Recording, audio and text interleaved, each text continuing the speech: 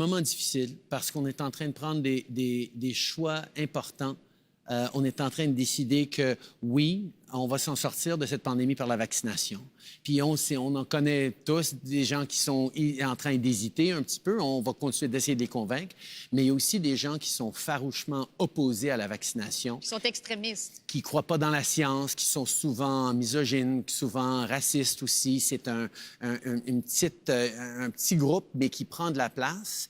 Et là, il faut faire un choix en tant que leader, en tant que pays. Est-ce qu'on tolère ces gens-là ou est-ce qu'on dit, ben voyez, qui remplissent nos hôpitaux à travers le pays? À un moment donné, il faut mettre son pied à terre pour dire, excusez-moi, là, mais il n'y a pas de débat sur la science.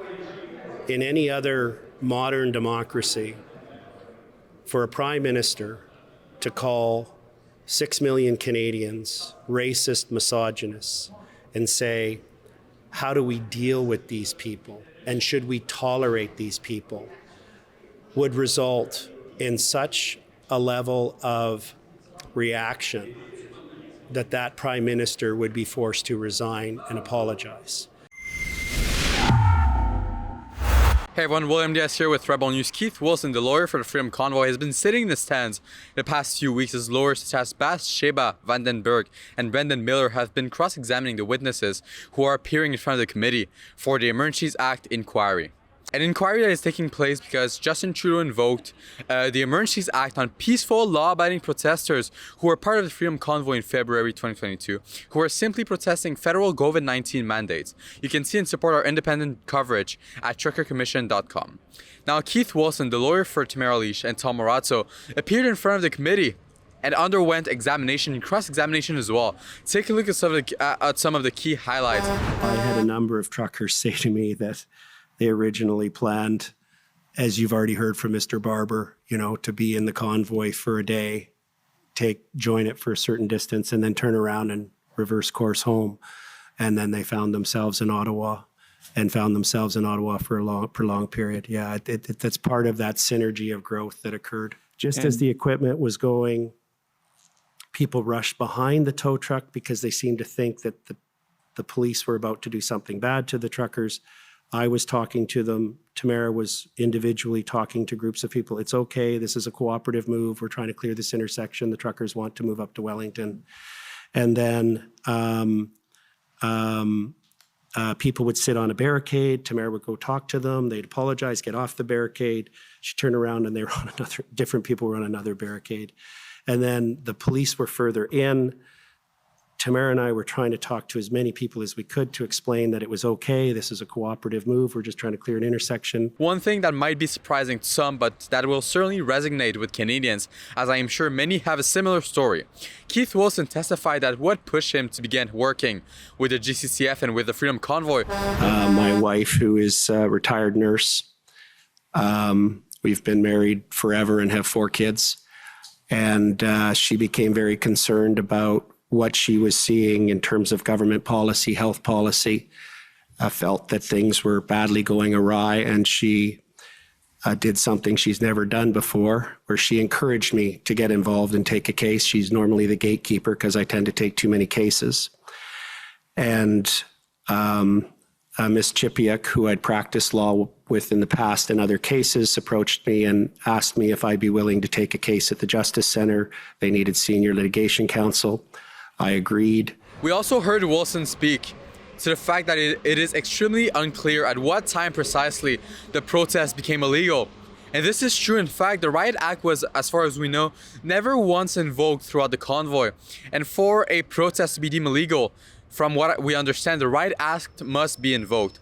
And as Wilson testified, no one invoked it yet. The intention is not to reimburse those committing unlawful acts or criminal acts, and you say the convoy has been clear, it only supports peaceful assembly. At this point in time, I take it you were aware that there were some officials that were suggesting that some of the conduct going on was unlawful? Yeah, and I've heard that a lot. And what I've always struggled with is at what point in time did those officials believe it became an unlawful assembly and on what basis? Because it just seemed to be at terminology that started to morph and become adopted with no particular triggering event or explanation as to what that individual or official thought constituted an unlawful assembly. Finally, following his testimony, Keith Wilson walked out of the media room and did a very lengthy media scrum.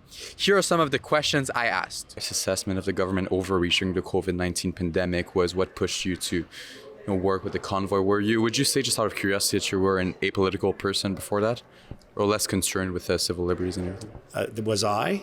Yeah. Well, I can assure you this, my wife was.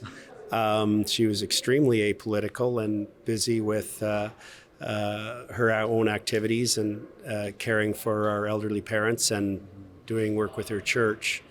But her medical training was such that she observed the advice that was starting to come from the public health officials and doing her own research, and she said this doesn't add up anymore. And she became very concerned about the direction of the country, the level of overreach, the mandates, the harm that they were causing to children in schooling, playgrounds, normal activities, that she said, you got to get involved. Yeah. We heard the Government of Canada Council talk about hate speech. What are your views on hate speech and hate speech laws by the federal government? Well, my view is that in any other modern democracy, for a prime minister to call 6 million Canadians racist, misogynists, and say, how do we deal with these people? And should we tolerate these people? Would result in such a level of reaction that prime minister would be forced to resign and apologize. And the fact that this prime minister deliberately divided and created hate, engaged in the process of othering people, and so far has suffered no political consequences, absolutely remarkable. Trying to bring people together is not always compatible with science, with respect for human rights, with the best way to move things forward. I mean, when Aaron O'Toole talks about, oh yes, we need to unite people, we need to bring people together, he's talking about defending the rights of people who are anti-vax, to endanger my kids and endanger us all of future lockdowns and risk all of us having a slower recovery. If you make a choice, a personal choice, to not get vaccinated, then I will have no sympathy for you when you come to me and said, oh, but I can't go out to a restaurant with my friends, or I'm not being allowed to go to the gym, or my employer is telling me I have to continue to work from home. You don't have a right to endanger others. Well, there you have it. Here's everything you need to know about Freedom Convoy lawyer Keith Wilson's testimony. If you want to see more, feel free to tune in during our daily evening live streams. They take place every weekday from 6 p.m. Eastern Time to 7 p.m. Eastern Time. Thank you for watching. This was William Diaz here with Rebel News.